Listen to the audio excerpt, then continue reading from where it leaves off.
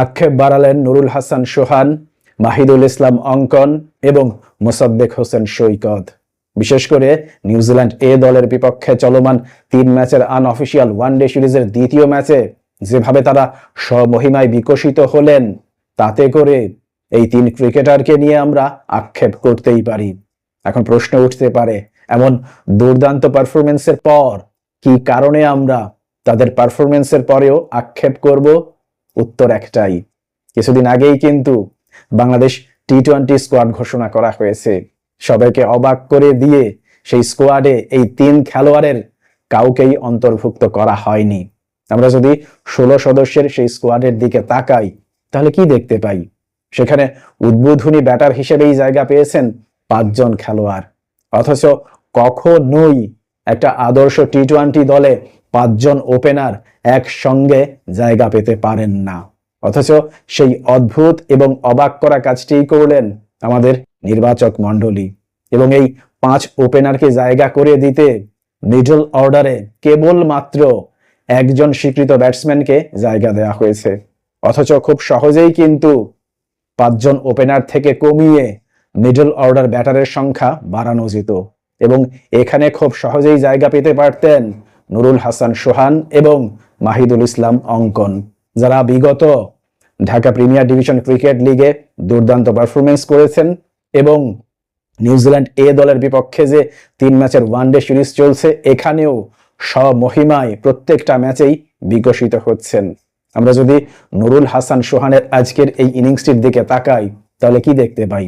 শুরু থেকেই বেশ ইতিবাচক মন মানসিকতা নিয়ে তিনি ব্যাটিং করেছেন, যে কারণে তার সঙ্গে যিনি ব্যাটিং করেছেন অর্থাৎ মাহিদুল ইসলাম অঙ্কন, তাকে সেই অর্থে খুব একটা বেগ পেতে হয়নি।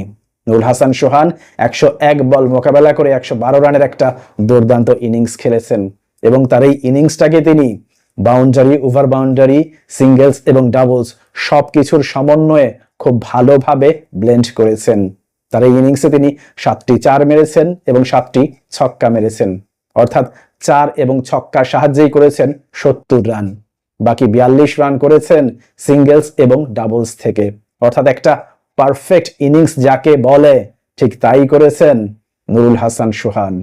এবং এই দুজন মিলে 225 রানের একটা অনবদ্য পার্টনারশিপ গড়ে তুলেছিলেন।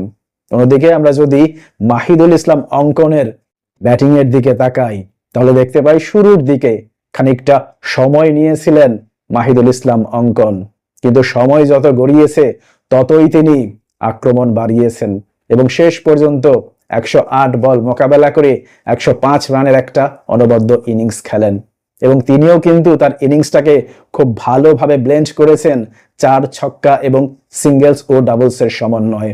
তার এই ইনিংসে তিনি 7টি 4 মেরেছেন, 5টি ছক্কা মেরেছেন, অর্থাৎ বাউন্ডারি এবং ওভার বাউন্ডারি থেকেই সংগ্রহ করেছেন 58 রান।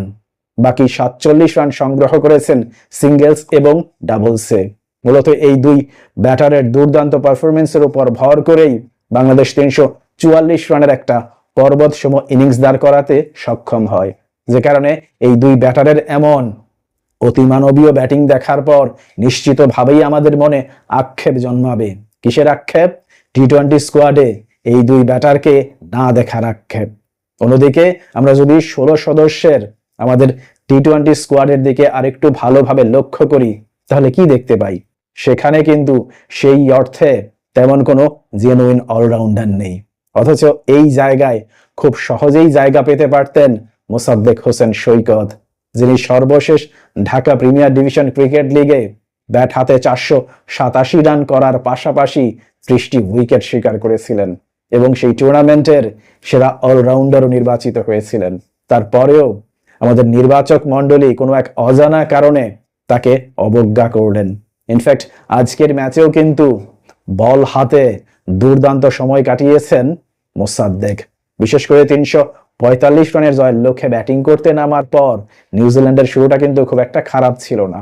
শুরু থেকেই তারা আক্রমণাত্মক ক্রিকেট খেলছিল এবং কোনোভাবেই আমাদের বোলাররা যখন উইকেট বের করতে পারছিলেন না, ঠিক তখন ব্রেক থ্রু এনে দেন মোসাদ্দেক হোসেন সৈকত।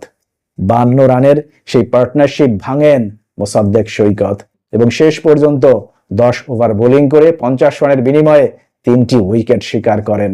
এর আগে ব্যাট হাতেও কার্যকর একটা ভূমিকা রাখার চেষ্টা করেছেন মোসাদ্দেক সৈকত। শেষ দিকে নেমে 10 বল মোকাবেলা করে 13 রানে অপরাজিত থাকেন। যদিও প্রথম ম্যাচে তিনি ব্যাটিং করার সুযোগ পাননি এবং সেইভাবে বোলিং করারও সুযোগ পাননি।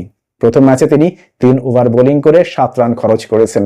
অর্থাৎ সাকিব আল হাসানের অনুপস্থিতিতে মোসাদ্দেক সৈকত হতে পারতেন আমাদের জন্য পারফেক্ট একজন অলরাউন্ডার, কিন্তু সেই পথে হাঁটল না বাংলাদেশের নির্বাচক মণ্ডলী। প্রিয় দর্শক, যেভাবে এই 3 ক্রিকেটারকে টি-20 দল থেকে অবহেলা করা হলো, অবজ্ঞা করা হলো এবং বাদ দেয়া হলো, তাতে করে যে প্রক্রিয়ায় এই 3 ক্রিকেটারকে ছাড়াই আমাদের টি-20 স্কোয়াড ঘোষণা করা হলো, এই সংক্রান্ত বিষয়ে আপনার কোনো মন্তব্য কিংবা মতামত থাকলে অবশ্যই তা কমেন্ট বক্সে লিখে জানান। ভালো থাকবেন সবাই। আল্লাহ হাফেজ।